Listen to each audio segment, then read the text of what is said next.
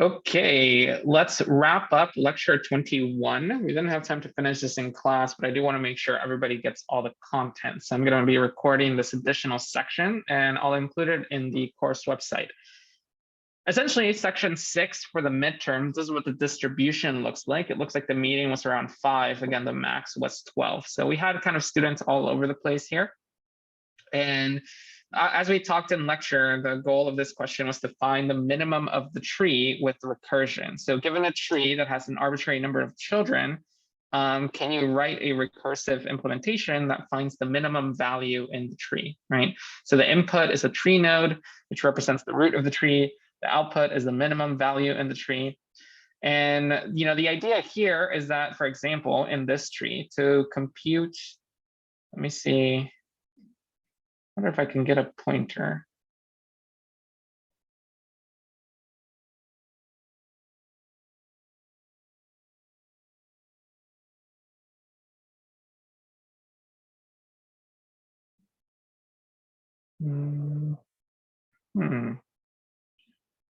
Very interesting. Let's try this annotate.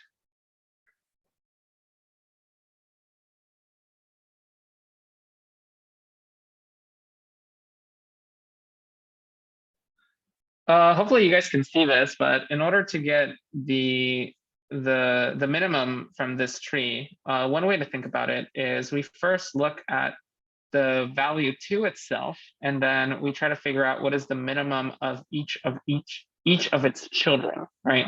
So the minimum value in this entire left side tree. Let me see. I think I can draw. Yeah, so it's the minimum value of this entire right side tree, this left side tree, this right side tree, this middle tree, and this left side tree. And then what we can do is, wow, this is a little tricky. Moving on to the, yeah, you can imagine recursively for each of those trees, you're trying to find the value. You look at its root value, which is 4, and you look at each of its children. And then similarly, recursively for those, you look at its root value in each of its children. So here we're looking at -3, the tree at -3. We look at its value, and then what's the minimum of its child? And we look at 10, and we look at its value, which is 10, and what's the minimum of its child, which is the tree having 1 and 19. And you repeat that. Eventually, you get all the way to the bottom. The minimum for that tree is 19. Then you move back up to all the red trees here. So you have the minimum of the 5 tree is just 5. The minimum of the 119 tree is going to be the minimum of 19 and 1, which is just 1. And then you move back up to all of the green trees, right? So now you're looking, the minimum of 6 tree is just 6. The minimum of the 8 tree is just 8. The minimum of the -3 and the 5 tree is going to be just -3, right? You take the minimum of its value at the root and its child, which is 5. We already know it's 5. And then the interesting thing is when you get to the tree, that's the 10 tree, right? So the tree is actually 10, 1, 19. But here we just need to look at 10 and at 1. Why? Because the 1 already compared itself to the 19, right? So the minimum of this tree is going to be just 1. And then for 33, it's the base case, so the minimum is just 33. And that's how you get all of these numbers. And then you move back up, and then you're looking at each of the orange highlighted trees, which means the minimum of the tree rooted at 4 is going to be either 4, 6, 8, or -3. Right. And that's not because those are the values of the children, but those are the minimum values in the child subtrees, right? For 26, the answer is 26. And then for the child rooted at the tree rooted at node 7, it has 2 children, 10 and 33. And we can see that one of the child's, its minimum is 1, right? So it's not 10. We're not looking at 10. Now we're looking at 1. And for the other child, the minimum is 33. So we're looking at 33. So computing that actually gives you -3, 26, and 1. And then similarly, you then look at 2, and you just need to compare it to -3, 26, and 1. And again, you're not comparing it to the value of the children. You're comparing it to the minimum of the child trees, right? So the entire tree rooted at 4, the minimum is -3. The entire tree rooted at 7, the minimum is 1, right? And we already know that, so we just compare those values and we get the answer as -3, right? And that's exactly what the pseudocode does here. So we find the minimum of the tree, If the minimum so far is bigger than any child, we set the minimum so far to be the child, or we just take the minimum.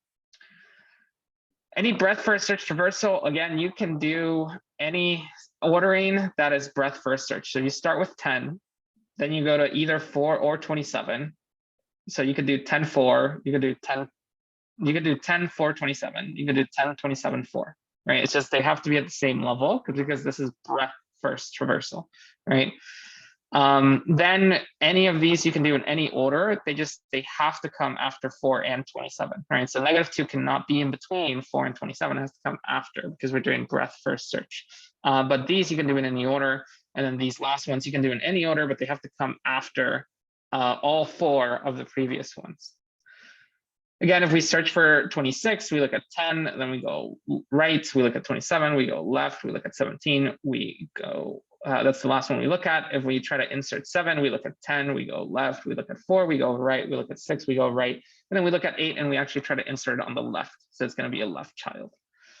Finding the height for both of these is actually O of n, because you have to look at every node in the tree, no matter what. For section 7, you are given a root to binary tree and an integer target sum. Return true if the tree has a root to leaf path, such as that adding up all the values along the path equals target sum. A leaf is a node with no children. Below is an example for a tree where the path along 5, 4, 11, 2 has target sum 5, 4, 11, 2, which is 22. So essentially, we're going to be given a tree, and we're going to be given something like 22. And what we want to return is we want to return true if let me see, yeah, what we want to do is we want to return, so we're going to be given the target sum. Let me try to draw.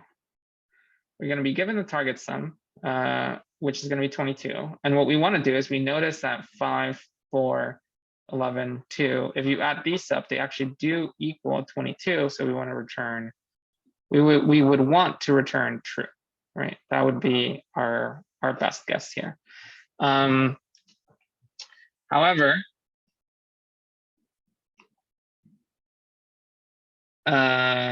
that might not work. Or how we, sorry, I'm getting confused by the annotations with Zoom. Anyway, we want to return true because there is a path from the root to the leaf that adds up to 22. So looking at this in more detail, what we notice is that this path, essentially, this 22 comes from the fact that there's a path in the left subtree, right, that adds up to 17, right? 4, 11, and 2, that adds up to 17. And because that's in our left subtree, we can then add 5, and that gives us 22. And then similarly, the reason there's a path that adds up to 17 here is because there's a path in this leftmost subtree that adds up to 13. And then when we add 4, that gives us 17. And when we add 5, that gives us 22. And then similarly, at the very end, you can imagine, well, you're kind of getting to a base case here, where the reason there was a path that added to 13 here is because this right child, is 2 or has a path that adds to 2. And then when you add that to 11, that gives you 13. When you add that to 4, that gives you 17. When you add that to 5, that gives you 22. So that actually leads you to this pseudocode here, which is, look, if the tree is null, so if the tree doesn't exist, return whether my target sum is 0. Otherwise, subtract my value from the target sum and ask the question, does my left tree have that new target sum, or does my right tree have that new target sum? Let's actually see how this works in practice. So the way we would start is we would say, well, for this whole tree, is there a path that adds up to 22? And the way to answer that is we would say, well, for the left child or for the right child, is there a path that adds up to 17? Because if there is, then there is a path that adds up to 22 because our root value is 5, right? If neither child has a path that adds up to 17, then there is no path that adds up to 17. There is no path that adds up to 22 in the original. And then you can imagine repeating this process, right? So now you look at each subtree, you look at its children, and you say, well, do any of these, so for this left side, we would say, well, do any of these add to 11, right? Because the only way I'm going to get a path that adds up to 17 here, since I have 4 as my value, is if one of my children has a path that adds up to 13, actually. Yeah, to 13. I wrote the wrong thing here. So this should be C.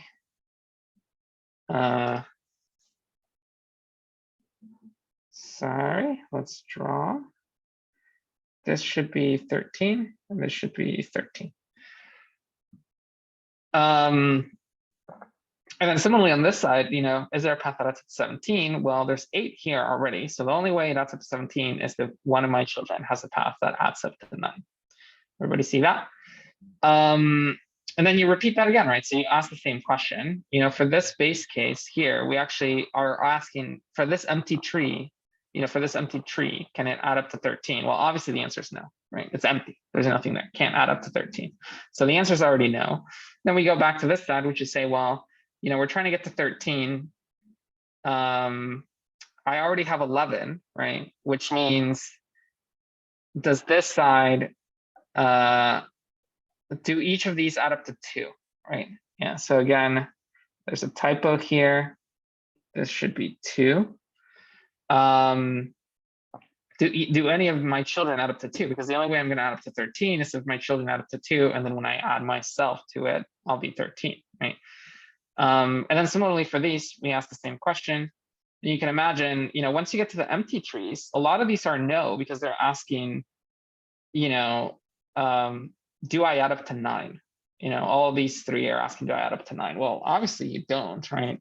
And then these are asking, do I add up to, 4? Do I add up to 3? Well, obviously you're in an empty tree, so you don't. So that means the only ones that return true are the ones that ask, do I add up to 0, right? So you can see that's where our base case came from. So because these return true, then you climb back up and you say, well, this tree does have a path that adds up to 2. So that's a yes. Everything else is a no, right? Then it says this one is like, well, this path does have a path that adds up to 13. That's a yes, And then similarly, you keep climbing up. It's like, well, you ask, is there a path that adds up to 17? Well, the answer is yes, there's a path that adds up to 13. So if I add 4, that would be 17. So the answer is yes. The answer here is no. Now you're back at the top, which was, was there a path that adds up to 22? And the way you've tried to figure that out is by asking, is there a path on the left side that adds up to 17?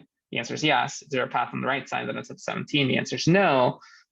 So one of them is yes, which means the whole thing is yes. Right?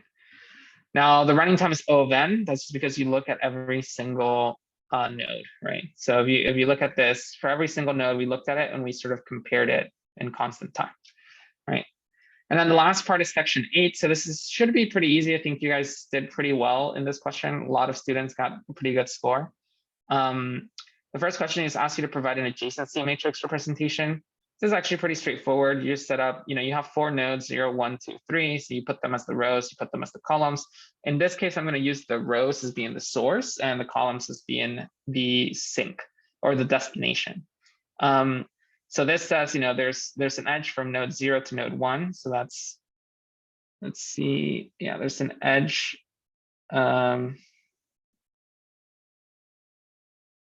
There's an edge from node 0 to node 1, right? So that's right here. Then there's there's an edge from node 0 to node 1. That's this one.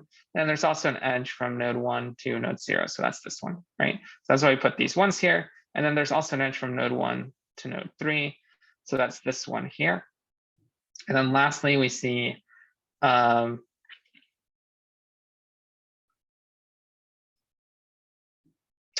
went to the next slide, we see there's an edge from node 0 to node 2. So that's the edge up there.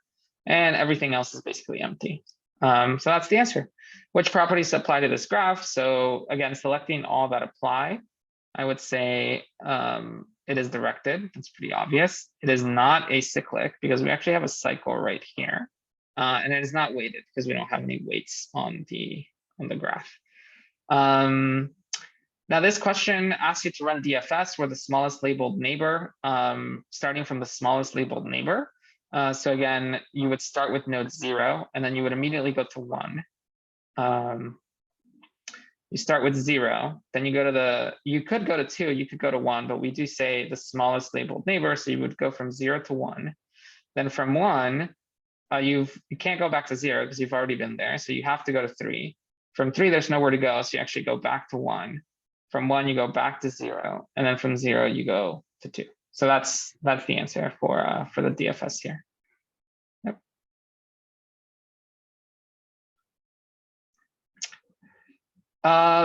First, if we remove line 2 from the DFS code, so if we remove this line, then we're not keeping track of visited, which means we'll get an infinite loop, right? So this will always be true, which means we'll always call ourselves, and we'll have this infinite loop. Now, the last question just asked if we were to remove this edge. Now we have a directed acyclic graph, which means we can actually do a topological sorting, and it should be pretty obvious. 1 is the one that has no dependency, so it goes first, no matter what. Then you have the choice of either going, 0 only depends on 1 and 3 only depends on 1. So you could do either 0 or you could do 3. In this case, let's just go ahead and do 3 because it keeps it simpler, but either solution is right. Then you would do 0. Again, 0 and 3 can be interchanged. And then the only thing is that 2 has to be after 0. So it could be, you could do 1, 0, 2. You could do 1, 0, 3, 2. You could do 1, 0, 2, 3. You could do 1, 3, 0, 2. But you cannot do 1, 3, 2, 0, right? 0 always has to come before 2. And that's it. Midterm corrections are due Friday. So please correct them, bring them back. You can get up to half points.